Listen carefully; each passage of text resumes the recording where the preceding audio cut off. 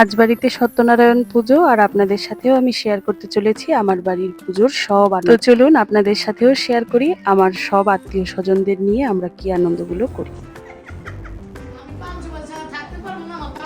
আমার বড় জেঠি শাশুড়ি ইন্ডিয়া যাবে ডাক্তার দেখাতে, আর সেই আনন্দগুলোই আমরা করছিলাম। তার মানে পান আর সুপারি যেই ব্যাপারটা, আমরা একসাথে হলে এরকম টুকটাক আনন্দ হয়েই থাকে, সেটাই আপনাদের সাথে শেয়ার করলাম ছোট্ট। এইদিকে গাছে একটা সুন্দর জবা ফুটে আছে, আমার শাশুড়ি বললেন যে এটা নিয়ে ঠাকুর ঘরে, তো ঠাকুর ঘরের সব আয়োজন শাশুড়ির বৌমা দুজন মিলে রেডি করেছি। আর এখন কর্তামশাইও পুজোতে বসে, আমরাও পুজোতে বসে গিয়েছি। আর সবকিছু মিলিয়ে মনটাও অনেক শান্ত লাগছে, কারণ ঘরের পুজো, ঘরের আয়োজন, এইগুলো আসলে অনেক পবিত্র জিনিস। এইবার ঠাকুর ঘরটাকেও আপনাদের দেখাই। দেখুন আমার শাশুড়ি কি সুন্দর করে ঠাকুরের মালা গেঁথেছে, অনেক সুন্দর করে সবাইকে সাজিয়ে। প্রত্যেকবারের পুজোর আয়োজনটা আমাদের ঠাকুর ঘরেই কিন্তু করা হয়, তবে এবার আমার শাশুড়ি চিন্তা ভাবনা করলেন ঠাকুর ঘরে অনেক হিজিবিজি হয়ে যায়, যেহেতু অনেক বড় করে আয়োজন করা হয়, তাই জন্য বললেন যে এবার ঠাকুর ঘরে ঠাকুরের পুজোটাই হোক, আর পাশে যে ড্রয়িং স্পেস সেটাতেই পুজোটা করা হোক। তো তাই জন্য আমরা সত্যনারায়ণ পুজোটা এবার ড্রয়িং স্পেসেই করেছি। আর এই জায়গাটা যেহেতু অনেকটা বড়,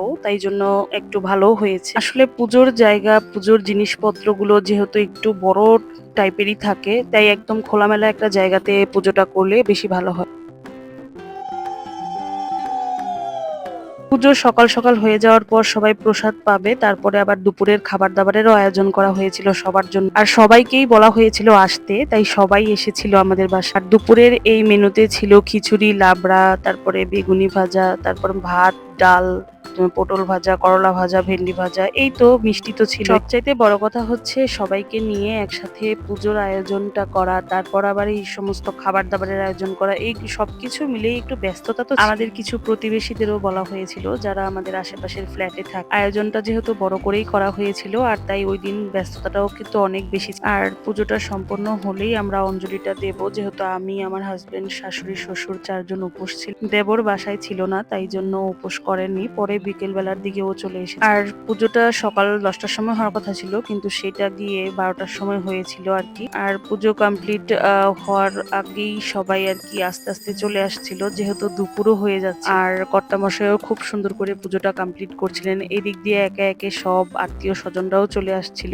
আমি ভাবছিলাম বৃষ্টি আজকেই হতে হলো, এত বেশি বৃষ্টি নেমেছিল, সব জায়গায় পুরো মানে জলে একদম যাতা অবস্থা।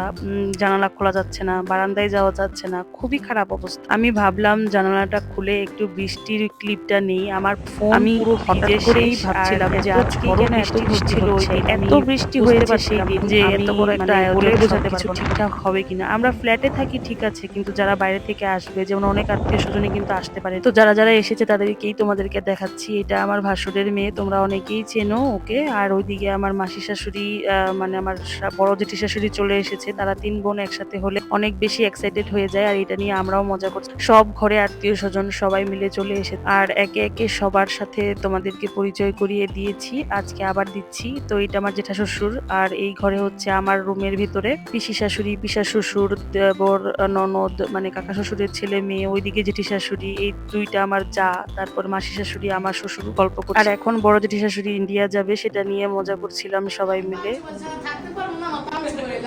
তুমি পানো তো বের তুই লাগে কি কই দিয়া মামা ওদিকে পানো তো বাবা আরে পাসপোর্ট মধ্যে লাগতে লাগা দেখো দেখ দেখ দেখ আবার এদিকে সম্পদ এই রে আই হ্যাঁ। তো এখানে আমি মামি শাশুড়ি, তার ছেলেরা এবং আমার কাকা শ্বশুরের ফ্রেন্ড হয়, এই সবাই মিলে একটু আনন্দ করছি। আর ওইদিকে আমার যে দেবরের রুমটা আছে, ওইখানে আবার সবাই মিলে আনন্দ করছিল। আমি যেহেতু দুপুরের খাবার দাবার গুলো সবাইকে দিচ্ছিলাম, তাই জন্য আমি এই টেবিলের এই দিকেই। আর পুজোর ওই ঘরটাতে ঠাকুরের যা জিনিসপত্র, কাজকর্ম, প্রসাদ দেওয়া, এগুলো শাশুড়ি দেখতো। তো লাস্টে আর ভিডিও ক্লিপ নেওয়া হয়নি, আরো অনেক কিছু নেওয়ার বাকি ছিল, তো নেক্সট টাইম আবার কখনো নেব। আজকের ভিডিওটি এখানেই শেষ করছি। ভিডিওটি কেমন লাগলো অবশ্যই জানা, ভালো লাগলে লাইক, কমেন্ট, শেয়ার করে আমার পাশেই থাকবেন। দেখা হবে একটি নতুন ব্লগে, ততক্ষণ পর্যন্ত সবাইকে টাটা, বাই বাই।